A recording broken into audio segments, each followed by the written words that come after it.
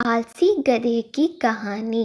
एक गांव में नमक का व्यापारी रहता था। उसके पास एक गधा था।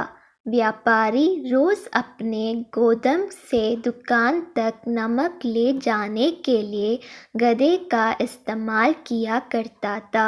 वह नमक को बोरी में भरकर गधे की पीठ पर लाद देता और उसके साथ साथ चलता हुआ दुकान तक आता था।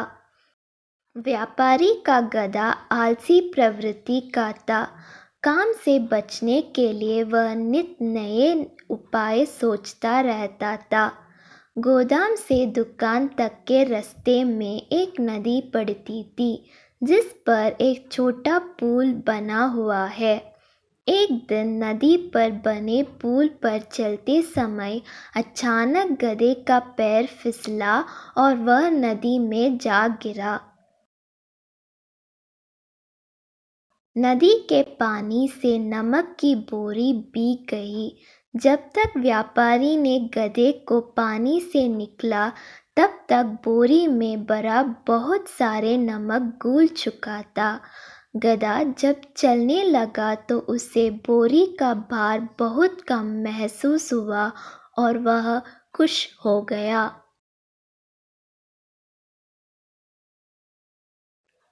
उसने सोचा कि अपने ऊपर लदा बोझ हल्का करने का ये बहुत बढ़िया तरीका है।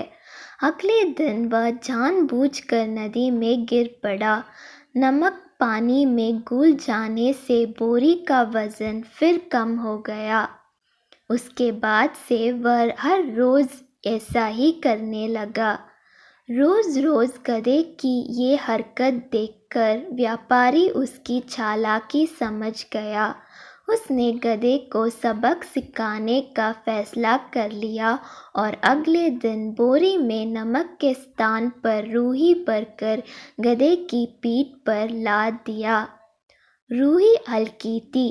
इसके बाद भी आलसी गधे ने सोचा कि क्यों ना रोज की तरह नदी के पानी में गिरकर इस वजन को हार कम कर लिया जाए। इसलिए वह जानबूझकर नदी में गिर पड़ा।